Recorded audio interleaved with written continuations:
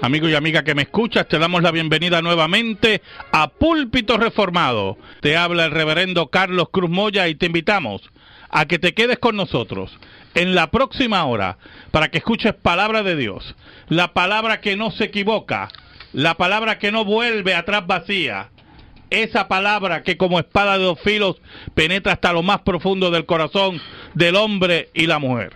En esta hermosa noche vamos a tener el tema los libros apócrifos. Los libros apócrifos.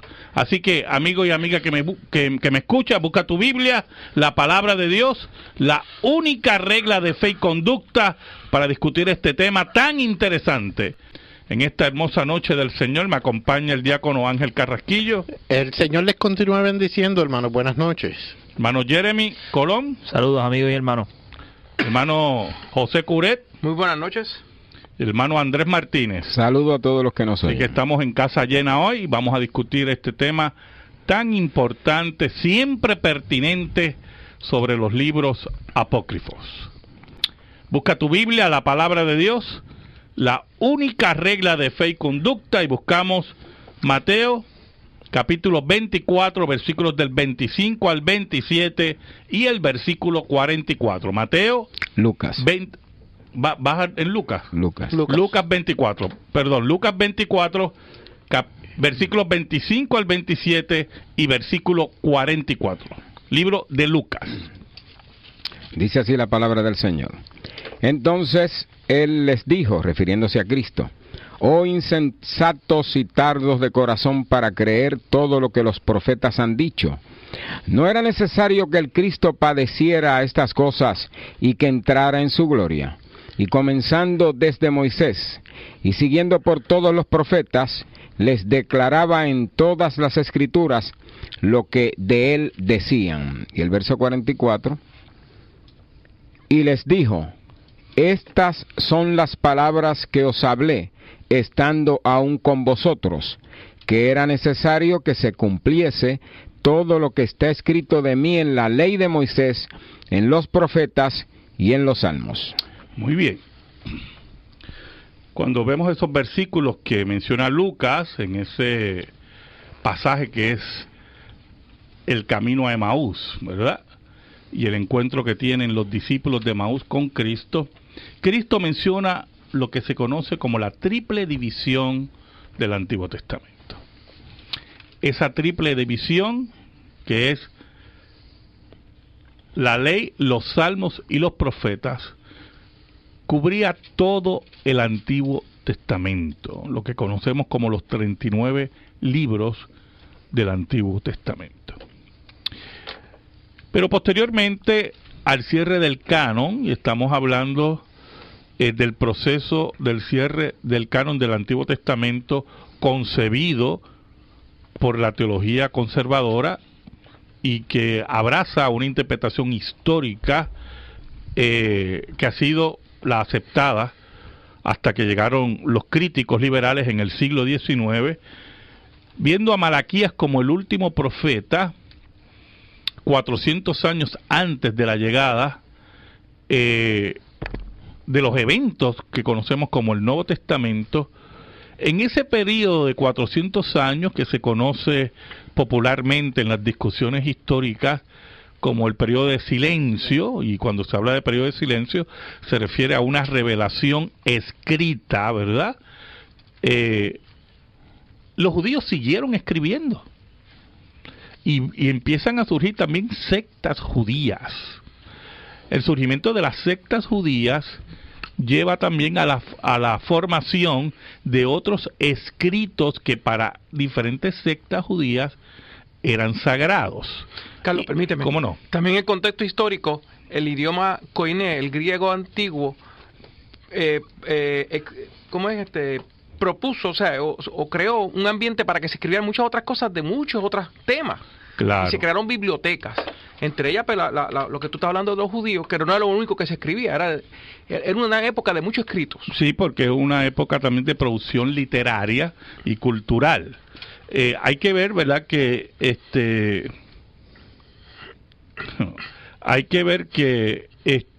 es importante señalar que cuando hablamos del idioma griego, está el griego clásico, donde estaba escrito la mayoría de los escritos, valga la redundancia, de los grandes clásicos, Platón, Aristóteles, Homero, los grandes clásicos.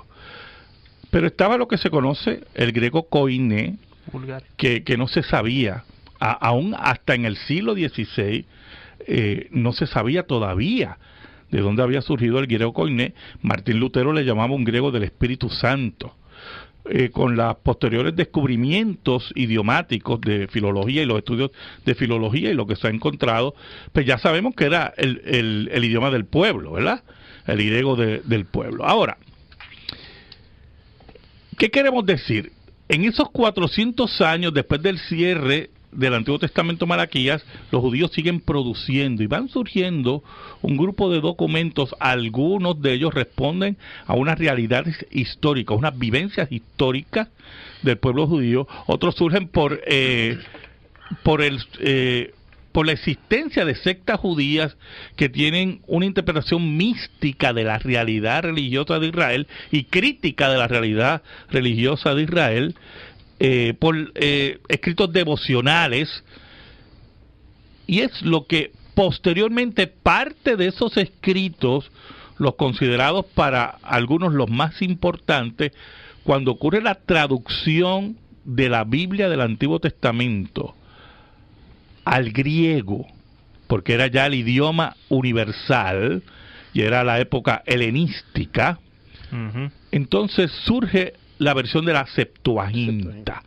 El término de la Septuaginta viene de 70, porque la leyenda decía que 70 sabios habían trabajado la traducción del Antiguo Testamento.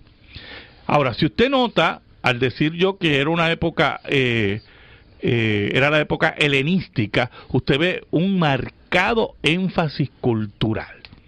Entonces, lo que se buscaba en la traducción de la Septuaginta era recoger la expresión cultural religiosa del pueblo judío. O sea, no solamente los libros canónicos, los libros aceptados en el Antiguo Testamento, sino también otra producción religiosa que, aunque no era considerada canónica, sí respondía a la realidad cultural de Israel.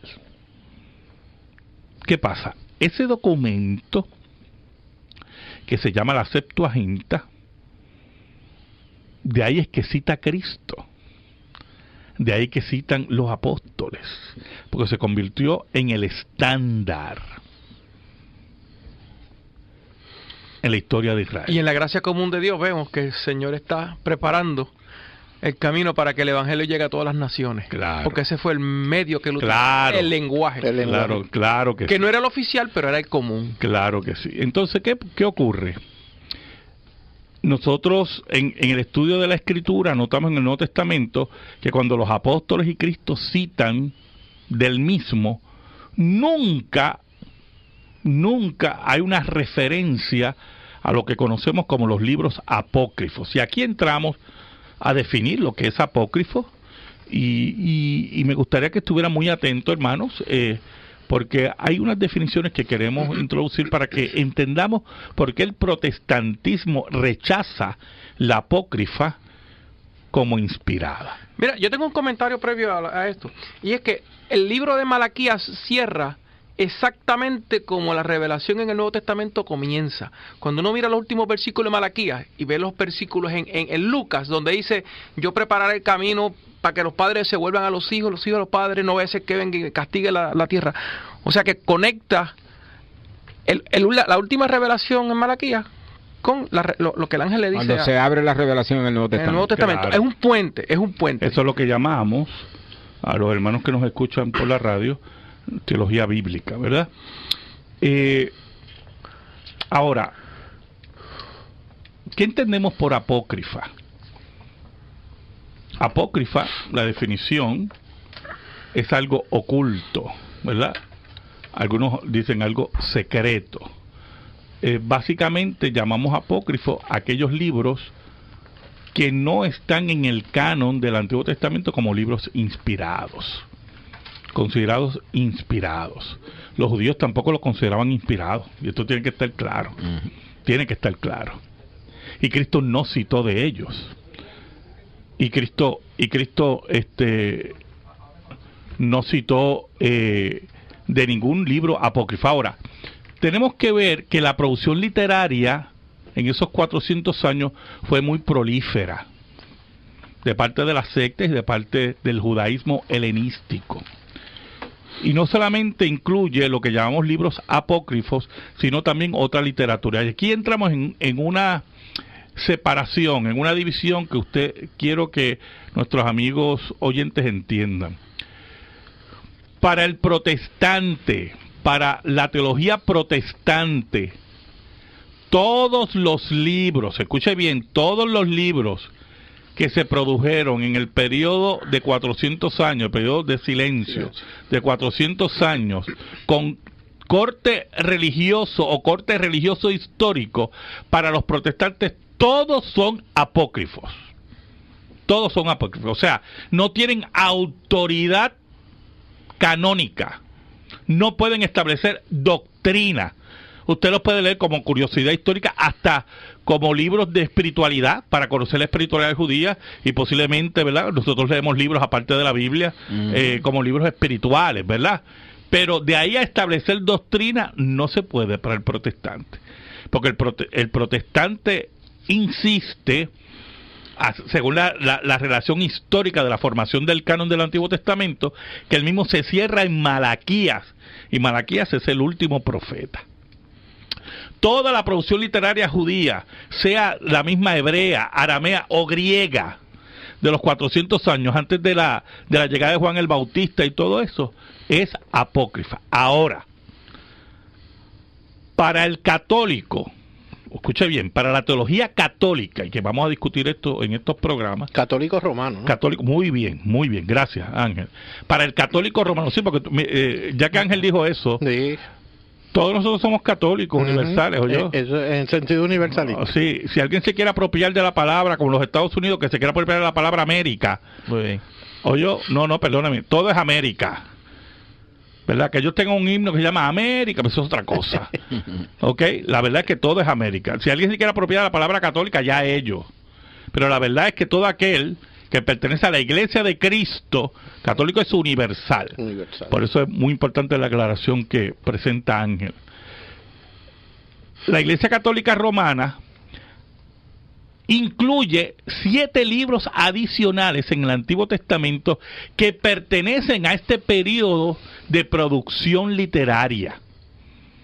Esos 7 libros, que incluye la Iglesia Católica, están Primera y Segunda de Macabeo, está Judith, está Baruch, está también Tobías, está Sabiduría, y está también Judith. No, ya lo mencioné, Judith. Primer libro de Macabeo, sí. Ya también, y Eclesiástico.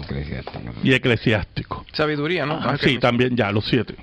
Y aparte de eso, unas añadiduras a Daniel y unas añadiduras a Esther. Las añadiduras a Esther, sabemos por qué vienen, porque Esther no menciona el nombre de Dios en ningún sitio, no menciona a Dios en ningún sitio. Y parece que alguien muy celoso añadió. ¿Cuál es el efecto de incluirlos en las escrituras, en el libro, en ese? Ahí vamos. Esto es un proceso, ¿verdad? ¿Qué pasa? Aparte de lo que acabamos de mencionar, los católicos le llaman a esos 7 libros, no le llaman apócrifos, y esto es lo que yo quiero que usted entienda, le llaman deuterocanónicos. ¿Y qué es deuterocanónicos? Un segundo canon. Deuterocanónicos. Mientras nosotros le llamamos apócrifo a toda la producción literaria de los 400 años, ellos le llaman deuterocanónicos a estos 7 libros. Las otras producción literaria, que incluye la Asunción de Moisés, el libro de Enoch, algunos libros de Esdras, bueno, olvídese, una producción literaria también religiosa, los católicos le llaman apócrifos, exceptuando lo que yo acabo de mencionar, que ellos añaden al canon. ¿Qué pasa, hermano? Nunca, escuche bien, Nunca en las listas que se crearon en la historia de la Iglesia, de los libros canónicos, se incluyen los libros apócrifos como libros inspirados. Nunca. Estaban presentes, eran una realidad de estudio, porque no se puede negar, por ejemplo, primera y segunda de Macabeos, nos habla de la rebelión macabea, de Judas Macabeo y la rebelión macabea, que fueron hechos históricos. Que fueron hechos históricos muy importantes para la mentalidad israelita. ¿Por qué? Porque en la rebelión macabea también hay un cumplimiento profético en relación a Antíoco Epífanes. Antíoco Epífanes es un personaje que Daniel había profetizado.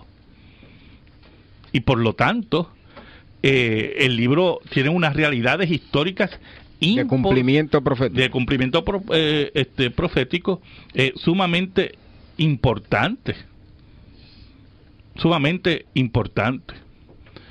Y en ese sentido, pues, usted tiene que ver que hay una aportación cultural histórica de este material literario.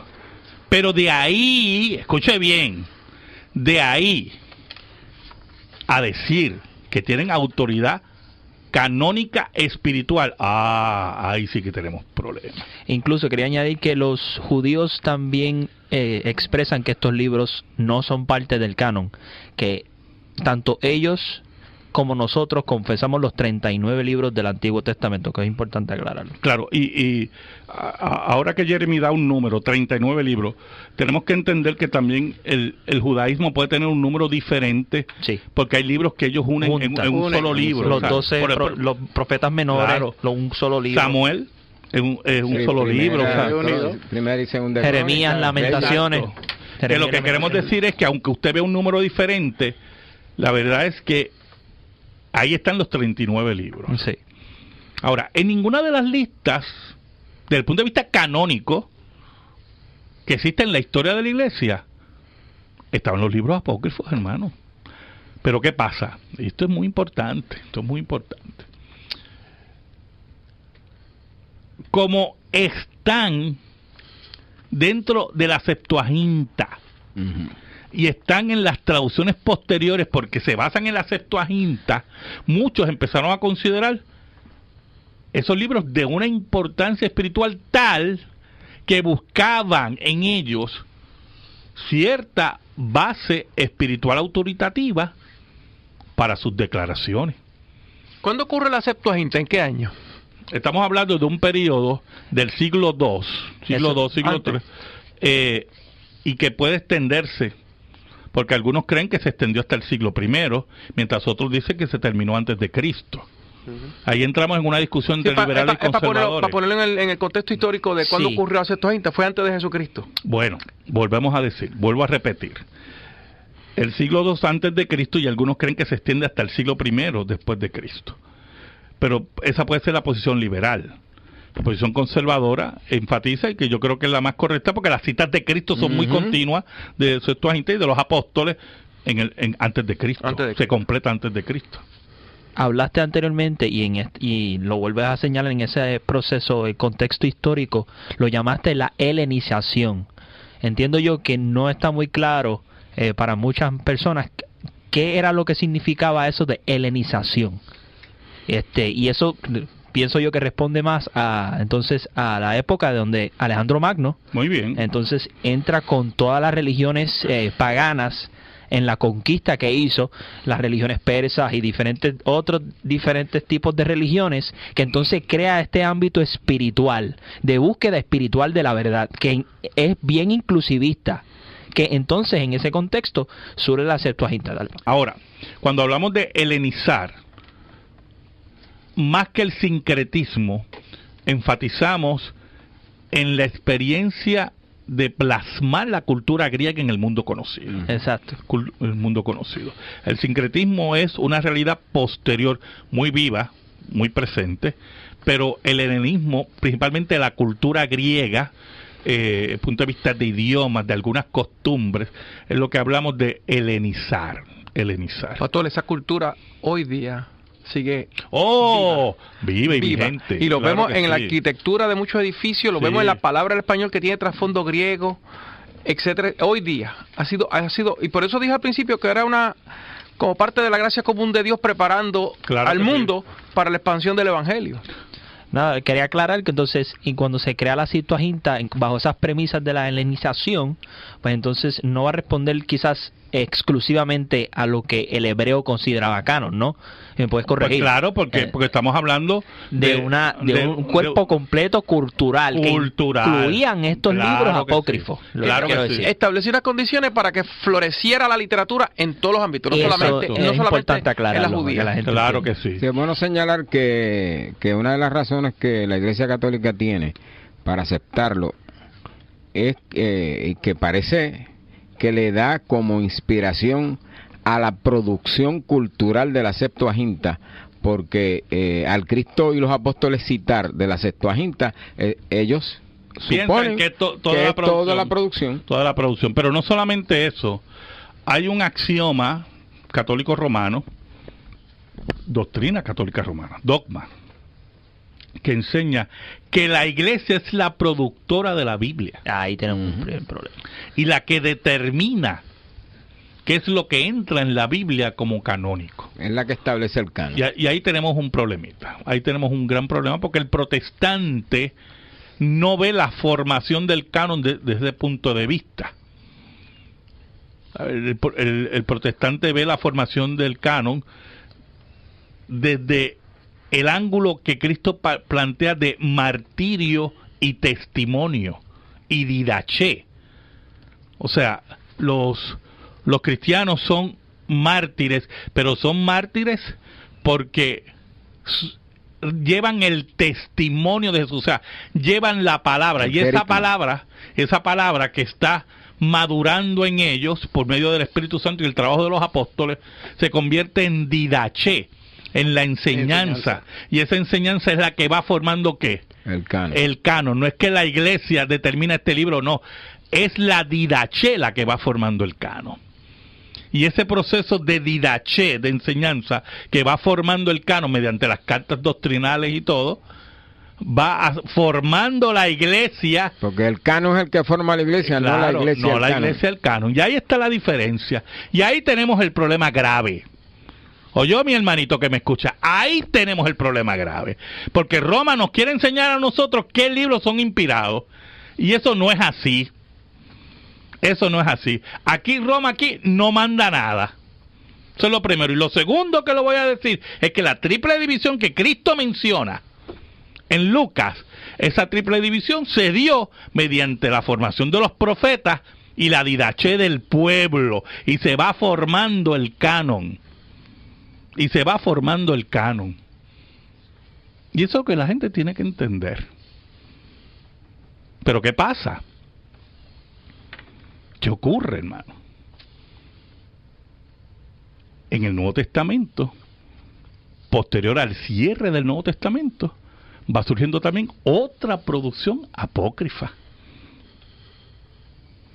Y esa producción apócrifa, mucha producción apócrifa, y esa producción apócrifa del Nuevo Testamento la rechaza no solamente la Iglesia protestante, sino también la Iglesia católica. O sea, en el Nuevo Testamento, a veces unas diferencias mínimas, la Iglesia católica y la Iglesia protestante están de acuerdo.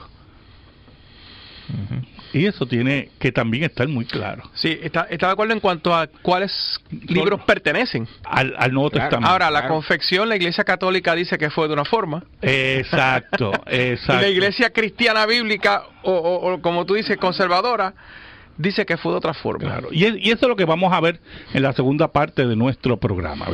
Vamos a pasar a la sección de la pregunta religiosa. Yo tengo una pregunta aquí que yo le llamo preguntas a quemarropa. ¿Por qué? El hermano Figueroa, porque ese hermano pues no pierde tiempo en esta pregunta, ¿verdad? El hermano Figueroa de Carolina pregunta que si es posible ser calvinista y pentecostal a la vez. Pues no, hermano, no se puede ser. El calvinismo cree firmemente en que el hombre no tiene libre albedrío para escoger a Dios. Porque la Biblia dice que estamos muertos en delitos y pecados. Y los muertos están, hermano. Y el pentecostalismo enseña el libre albedrío. Por eso que cuando Cristo fue a resucitar a Lázaro, no le dijo, Lázaro, ¿quieres resucitar? ¿Quiere? No, está muerto. Está muerto. Por lo tanto, Dios, como dijo Cristo, nadie puede venir a mí si no es enviado del Padre. Juan capítulo 6. Así mismo es. Hay dos cosas importantes, que es que el calvinismo entiende que el canon está cerrado. Y es la única regla de fe y conducta. Sí, y los hermanos que se me adelantan en ese... es lo primero. Lo segundo, ya que es lo que menciona sola aquí, escritura. Es la sola escritura. No hay más revelaciones, hermano. Cuando usted dice que Dios me habló, usted está diciendo que usted tiene una fuente de autoridad aparte de la Biblia. ¿Qué fue lo que usted dice que Dios le dijo? Y lamentablemente eso no es así. Porque entonces si Dios sigue hablando, el canon no está cerrado. El canon no está cerrado. Si usted dice que Dios todavía habla audiblemente, que yo he ido por ahí, si escucharan a Dios audiblemente, de verdad. Mire, tú estás diciendo que el canon está cerrado. Y lamentablemente tampoco podemos pregar ahí. Ahora, eso es de suma importancia, no es solamente decir el canon se cerró y los pentecostales. Eso es de suma importancia, porque entonces, si hay mucho pentecostalismo en el mundo entero, Dios está hablando del mundo entero, el canon sería una biblioteca. No hay que... El término de biblioteca sería la biblioteca del Congreso. Algo así. Y que se contradiciría completamente, porque en la iglesia pentecostal yo no sé de dónde allá dice una cosa, porque aquel está hablando en lengua, el otro está diciendo otra cosa, que responden a diferentes tipos de realidades y se contradicen. Exacto. Pero más todavía, Jesucristo terminó su ministerio. ¿Qué más se le puede añadir? Cuando él dijo consumado es en la cruz. O sea, el plan de redención completó fue su hecho. misión. Completo. Sí, ahí entramos a un tercer aspecto. Cuando nosotros decimos que la salvación es por fe y por gracia, es eso, por fe y por gracia. Y alguien puede decirme, o el hermano mismo Figueroa, ¿verdad? Sí, pero es que los pentecostales dicen lo mismo. Bueno, los pentecostales dicen lo mismo, pero a la hora de la realidad, si tú no ayunas ni oras, en el sentido de requisito de salvación, hasta que nosotros no entendamos que los ejercicios espirituales no es para ganar salvación, sino porque somos salvos. Amén. Y ahí entramos en otro conflicto. Y lo del bautismo del Espíritu se le añade. Exacto, como segunda bendición. Bueno, podemos dar una lista aquí extensa de por qué no se puede. Exacto, no se puede. Y lo que implica es que Cristo no cumplió su misión, no cumplió su obra, no la completó. Si no la completó, tenemos que hacer un montón de cosas que dicen los pentecostales. Ahora, estamos hablando aquí en forma de panel, pero lo decimos, estamos mencionando esto con amor para la persona que nos acaba de hacer la pregunta y con aquellos que están escuchando que pueden tener la misma pregunta también. Claro. O sea, lo hacemos con amor para que entiendan. Claro. En ese sentido, y esto es muy importante, ¿verdad? Usted puede tener una fe sencilla, una fe defectuosa en relación a estas doctrinas, a lo que acabamos de mencionar, pero si cree en Cristo como su único salvador personal, usted es salvo. Esto tiene que estar claro, ¿yo? Y puede dormir tranquilo, claro, porque nadie lo va a separar. Claro, ahora, mientras más doctrinas defectuosas usted tenga, más esto va a afectar a su vida cristiana y su progreso como vida cristiana. ¿Oyó? Mientras más pureza doctrinal usted tenga, más usted va a crecer espiritualmente y en santidad. Más saludable espiritualmente. Claro que sí, eso es así. Eso es así. No depende del estado de ánimo de usted. No depende de que usted haga esto o lo otro. Nada externo. Es que Dios dice nada subjetivo, perdón. Que nadie me los quitará de mi mano. Así mismo es. Siguiendo con el tema de la apócrifa, ¿verdad? En el Nuevo Testamento empieza a surgir una apócrifa. Esa apócrifa, interesantemente, no responde, escuche bien, a diferencia de la apócrifa del Antiguo Testamento, no responde a una producción literaria cultural, no. Porque la iglesia, a diferencia de los judíos, no respondían a una nacionalidad. y al no responder a una nacionalidad, la iglesia era ¿verdad? De todo el orbe, de toda lengua y nación. Exacto, universal. Exacto. La producción literaria apócrifa vienen de las sectas que quieren combatir a la fe cristiana, principalmente, escuche bien, del gnosticismo. El gnosticismo se concreta en el siglo II, pero ya en el siglo I hay vestigios, ¿verdad?, del surgimiento del gnosticismo. Los gnósticos se dividen en un sinnúmero de escuelas. Según el líder, muy bien, ese es el término más correcto. El líder, ¿verdad? Valentín, Valentín fue un gnóstico muy, muy poderoso, ¿verdad? Esas sectas gnósticas o sectas judaizantes empiezan a producir un tipo de literatura que busca suplantar la autoridad apostólica. Y entonces ellos saben que una de las formas que podían suplantar la autoridad apostólica, o creían que la podían suplantar, era añadir nombres apostólicos a sus producciones. Y por ahí surge los Hechos de Pedro, el Apocalipsis también de Pedro, el Evangelio de Nicodemo, el Evangelio de Nicodemo, el de Tomás, el Evangelio de Tomás, el Evangelio de Judas. ¿Qué tienes ahí, Andrés? Tengo los secretos de Marcos. Los secretos de Marcos, hombre. Pero mira qué interesante, cuando dicen los secretos de Marcos, ahí tú ves la gnosis. La gnosis, ¿verdad? El gnosticismo, ¿verdad? La presencia del gnosticismo. Las dos tienen en común que surgen de una cultura helénica.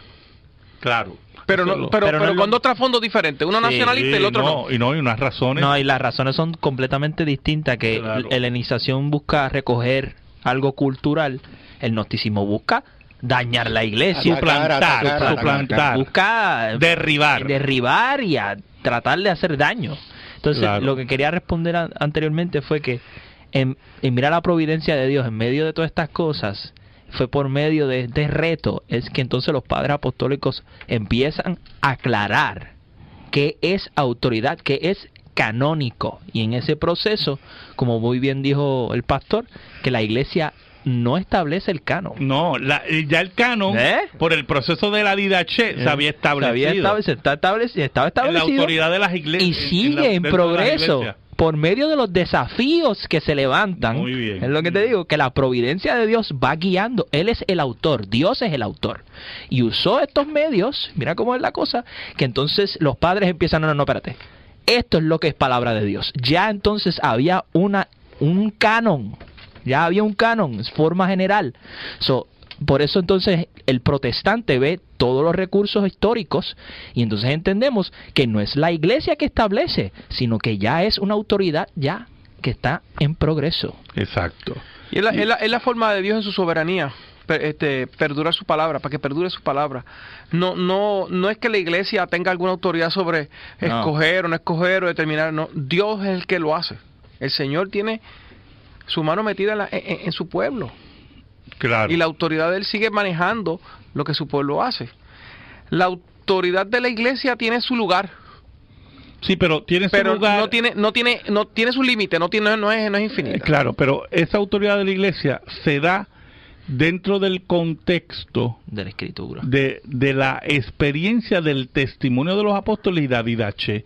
O sea, me explico. Con el testimonio de los apóstoles, o sea, testigos y la martiria. El martirio de los apóstoles y la enseñanza de los apóstoles, se va estableciendo la doctrina que la iglesia va reconociendo como autoritaria, en el sentido de que acepta la autoridad de los apóstoles porque son el testimonio. ¿Y qué pasa? Esa autoridad se plasma en la vida de la iglesia. Y lo que hace la iglesia posteriormente es reconocer lo que ya existía. Entonces empiezan a aparecer las diferentes listas de libros del Nuevo Testamento. Y esas diferentes listas del Nuevo Testamento llegan hasta el Concilio de Nicea. Es en el Concilio de Nicea, con Atanasio, donde se establece también o se reconoce ya los libros, las cartas que la Iglesia ha usado como autoritativa en la historia. ¿En qué año fue ese concilio? 325. El año 325 después de Cristo. Se vio la necesidad de llevar a cabo ese concilio. Pero es importante el término necesidad, porque ese concilio surge por la controversia arriana, principalmente.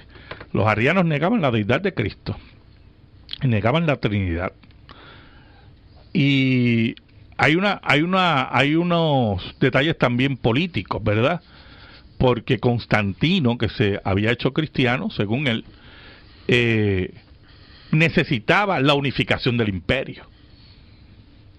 Y él la vio en el cristianismo y llama a ese concilio para lograr la unificación. Pero no solamente se define allí el dogma de la Trinidad, sino que también se discute el canon, principalmente del Nuevo Testamento. Eso, hermano, es lo que vamos a discutir la semana que viene, para llegar al Concilio de Trento, donde tenemos el enfrentamiento. Amigo y amiga que me escuchan, muchísimas gracias. Dios te bendiga a ti, Dios bendiga a tu familia, Dios bendiga tu hogar. Y en esta hora que el Señor es dueño de todas las cosas y soberano, le pedimos al Señor que bendiga tu hogar con la paz de Cristo que sobrepuja todo entendimiento. Dios te bendiga ricamente. Colón. Saludos, amigos y hermanos. Hermano José Curet. Muy buenas noches. Hermano Andrés Martínez. Saludo a todos los que nos oyen. Así que estamos en casa llena hoy. Vamos a discutir este tema tan importante, siempre pertinente, sobre los libros apócrifos. Busca tu Biblia, la palabra de Dios, la única regla de fe y conducta, y buscamos Mateo capítulo 24, versículos del 25 al 27 y el versículo 44. Mateo. Lucas. Baja en Lucas. Lucas 24. Perdón, Lucas 24, versículos 25 al 27 y versículo 44. Libro de Lucas. Dice así la palabra del Señor. Entonces él les dijo, refiriéndose a Cristo: oh insensatos y tardos de corazón para creer todo lo que los profetas han dicho. ¿No era necesario que el Cristo padeciera estas cosas y que entrara en su gloria? Y comenzando desde Moisés y siguiendo por todos los profetas, les declaraba en todas las escrituras lo que de él decían. Y el verso 44, y les dijo: estas son las palabras que os hablé, estando aún con vosotros, que era necesario que se cumpliese todo lo que está escrito de mí en la ley de Moisés, en los profetas y en los salmos. Muy bien. Cuando vemos esos versículos que menciona Lucas, en ese pasaje que es el camino a Emaús, ¿verdad? Y el encuentro. Amigo y amiga que me escuchas, te damos la bienvenida nuevamente a Púlpito Reformado. Te habla el reverendo Carlos Cruz Moya y te invitamos a que te quedes con nosotros en la próxima hora para que escuches palabra de Dios, la palabra que no se equivoca, la palabra que no vuelve atrás vacía, esa palabra que como espada de dos filos penetra hasta lo más profundo del corazón del hombre y la mujer. En esta hermosa noche vamos a tener el tema los libros apócrifos. Los libros apócrifos. Así que, amigo y amiga que me escucha, busca tu Biblia, la palabra de Dios, la única regla de fe y conducta para discutir este tema tan interesante. En esta hermosa noche del Señor me acompaña el diácono Ángel Carrasquillo. El Señor les continúa bendiciendo, hermano. Buenas noches.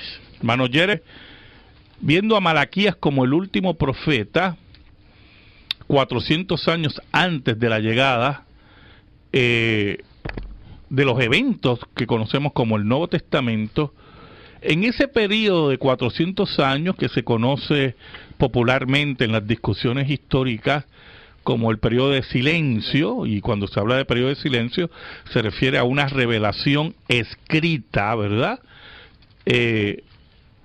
Los judíos siguieron escribiendo y empiezan a surgir también sectas judías. El surgimiento de las sectas judías lleva también a la formación de otros escritos que para diferentes sectas judías eran sagrados. Carlos, permíteme. ¿Cómo no? También el contexto histórico. Lo que tienen los discípulos de Maús con Cristo. Cristo menciona lo que se conoce como la triple división del Antiguo Testamento. Esa triple división, que es la ley, los salmos y los profetas, cubría todo el Antiguo Testamento, lo que conocemos como los 39 libros del Antiguo Testamento. Pero posteriormente, al cierre del canon, y estamos hablando del proceso del cierre del canon del Antiguo Testamento concebido por la teología conservadora y que abraza una interpretación histórica que ha sido la aceptada hasta que llegaron los críticos liberales en el siglo XIX